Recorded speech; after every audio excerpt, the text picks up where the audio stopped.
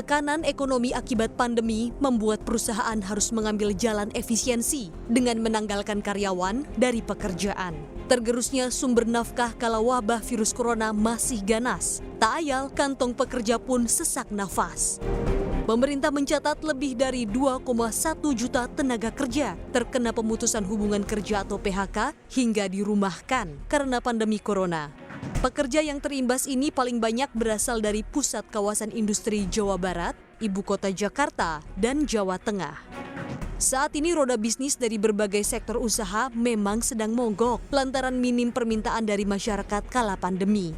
Indeks PMI Manufaktur Indonesia sudah terkontraksi selama 5 bulan terakhir. Insentif pembiayaan yang sudah diguyurkan pun menjadi tak efektif karena perusahaan minim permintaan.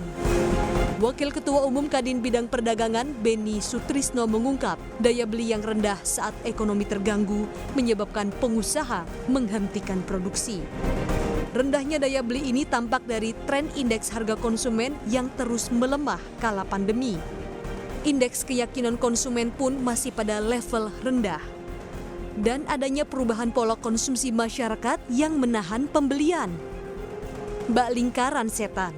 Selama pandemi ini tak mampu dijinakkan, permintaan konsumen akan terus menyusut, menekan industri dan membuat semakin banyak tenaga kerja berguguran dari dunia usaha. Pertumbuhan ekonomi Indonesia pada kuartal 2 tahun 2020 divonis kontraksi parah hingga minus 5,32% secara tahunan. Akhirnya, pemerintah pun kembali berupaya melahirkan stimulus lain. Tak hanya anggaran 695 triliun rupiah untuk menangani dampak COVID-19. Nantinya juga ada insentif tambahan yang menyasar 13 juta pekerja di tanah air dengan anggaran mencapai 31 triliun rupiah. Jadi memang ada dua ini yang sedang kita finalisasi, yaitu yang pertama adalah pemberian insentif atau transfer gitu ya, cash transfer ke pekerja yang penghasilannya itu 5 juta ke bawah sebulan. Lalu yang kedua adalah bantuan produktif. Bantuan produktif itu yang ke ultramikro. Tapi bantuan produktif ini bentuknya tidak pinjaman, nanti dalam bentuk hibah juga. Banyak dunia usaha swasta yang karena kesulitan bisnisnya terpaksa merumahkan dan mengurangi gaji. Merumahkan dan mengurangi, tidak mem-PHK, tapi mengurangi dan merumahkan.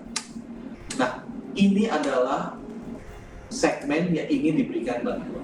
Kami sudah bicara dan terima kasih Ibu Menteri sangat membantu dengan BPJS dan Kementerian Tenaga Kerja. Kita sedang memfinalisasikan programnya. Mudah-mudahan dalam seminggu 2 minggu ini bisa disetujui oleh tim Satgas dan kita sampaikan ke Bapak Presiden. Ekonomi Indonesia yang lesu ini ibarat harus mendapatkan setrum kejut dari guyuran stimulus agar mampu pulih kembali. Ingat, setiap 1% kenaikan pertumbuhan ekonomi tanah air sama dengan pembukaan lapangan kerja untuk 110.000 pekerja. Namun cipta lapangan kerja bisa pupus bila ekonomi terus tergerus. Tim Liputan CNBC Indonesia.